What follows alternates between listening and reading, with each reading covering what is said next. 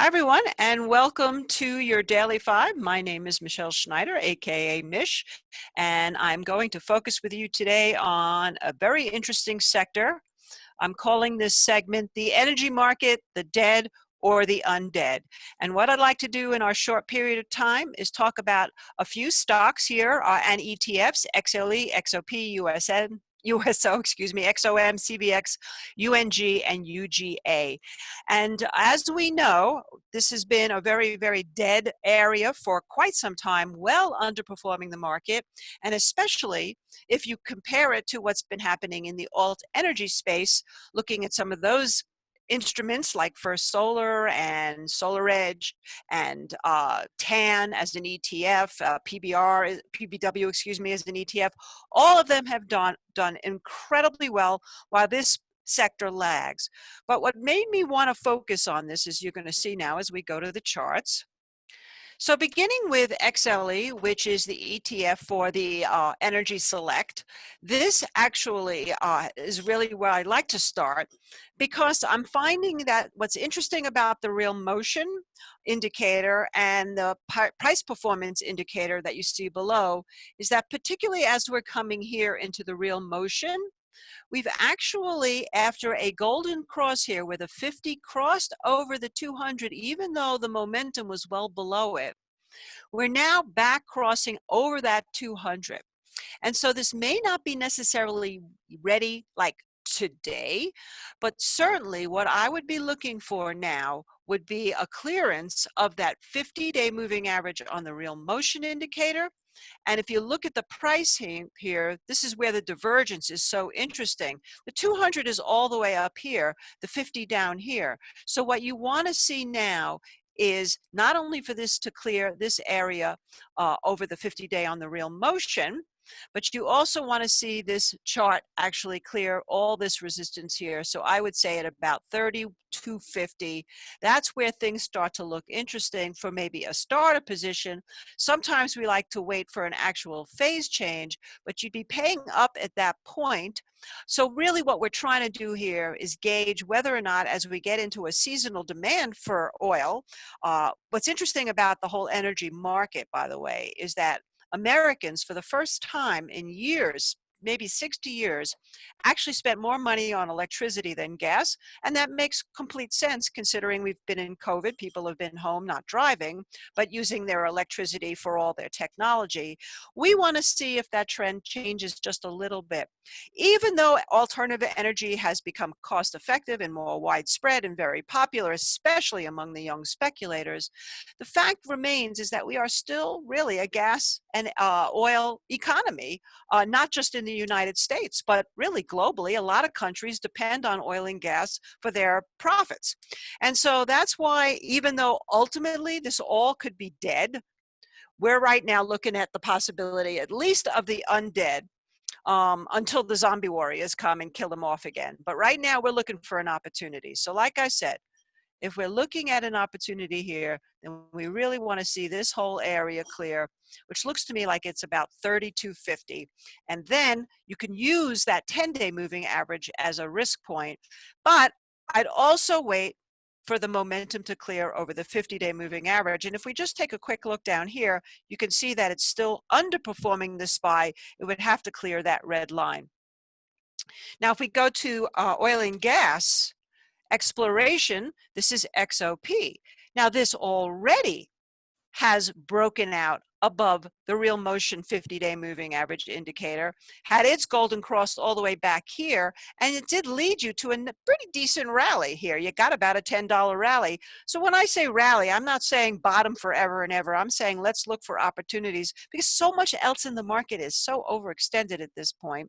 And this is telling me right now that the opportunity could be close. So if we take a look at the actual chart, we're over the 10. That gives 43.50 a good place to risk. And as I'm speaking to you, we're getting an inside day in this chart right here, which means that we would want to see for XOP at least a clearance of the high of Tuesday, and that high would be 45.28. So if it takes out 45.28, you have less than a $2 risk here to see maybe you can get up past the 50 and close to $50. That wouldn't be a bad move. 2 to 1, we'll take it. Now let's take a look at USO. And this is why I'm focusing on this. All these momentum indicators have shown divergences for a while now. So if we take a look here, first of all, look at the momentum here on real motion. It's really hot. It cleared everything, and you can see we're about to get a golden cross, just the opposite of what we saw with the other two. In this case, the golden cross is happening while the momentum is going up and the price is holding. This is so obvious to me right now, and I've covered this before on my Thursday stock charts, but essentially the easiest thing, the no-brainer thing to do here is just to wait for an official phase change, because we have bumped against this 50-day moving average now. You can see 5 times, and now with the 50-day moving average at 29.10, we take out 29.10, you have about $1 risk to see if you can get to 31.32. It's been there more recently. So again, another very interesting play. So what I wanted to do was take a look though at the contrast of the ETFs, which have baskets, versus the stocks. And this is Exxon Mobil, used to be the largest, now it's the second largest. And this is well below in the momentum, so there is no divergence here. However, we have crossed the Bollinger Band, and the 50 is still above the 200. It's kind of going side by side. If you were interested in getting, and of course we're in earnings season, so you have to watch for that. But if anything happens in terms of a gap, and this can clear these moving averages here on the real motion, considering it's sitting here right on the 10-day moving average at 34, this would mean most likely that we would start to clear somewhere up here at around 36, 37. But right now, the ETFs are looking a whole lot better to me than the actual stocks, and here's Chevron. And Chevron, very similar. Momentum is trying, well underperforming, obviously, sitting also. Lots of inside days here on these energy stocks. Unbelievable. That to me, that means pause and people are looking at it. I'm not the only one. But again, we'd want to see this take out these areas right here. So if we take a look at Chevron and just give you an exact number, we really want to see now this clear above 75. If it clears above 75, or you could wait for the momentum to clear here, but if it does, at least you know you've got about a $2 risk to see if you can get up to 79, which, by the way, is still below the 50-day moving average. So we're looking more at active trades here. Then we want to take a look at UNG. This is the natural gas ETF. Seasonally also coming into his own, had huge momentum and now came off, but is sitting right on support at the 50-day moving average in real motion, was actually outperforming the SPY for like a second, now has come back down to support at the Bollinger. And after trying to clear the 50 and the 200-day moving average, today found some support at the 10.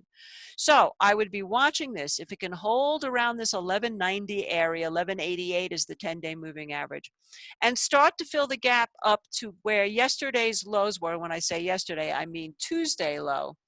And that would be a low of 1255. If we can get back up to 1255, then you have a good opportunity. You would imagine that the momentum would increase to see if we can finally clear these moving averages that are starting to converge and get a nice move up there. And then finally, let's take a look at UGA, because this is looking at the gasoline fund, which is different than the natural gas. And again, look at the divergence between the momentum, which is climbing up, still underperforming the SPY.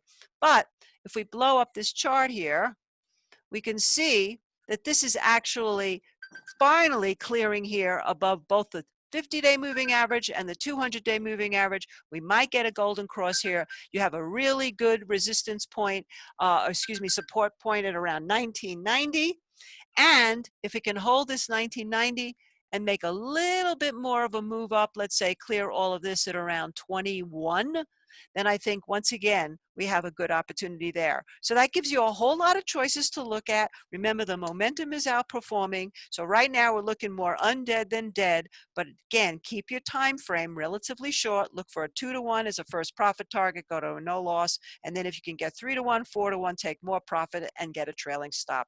That's it for now. Thank you so much for watching. You take care. Bye for now. Hey, Grayson Rose here with StockCharts. Thank you so much for watching. I hope you enjoyed that video. If you did, consider giving it a like down below, maybe leave us a comment, and if you're new to the channel, you can subscribe at the link up above. We're gonna bring you daily content from an incredible collection of technical analysts and financial experts.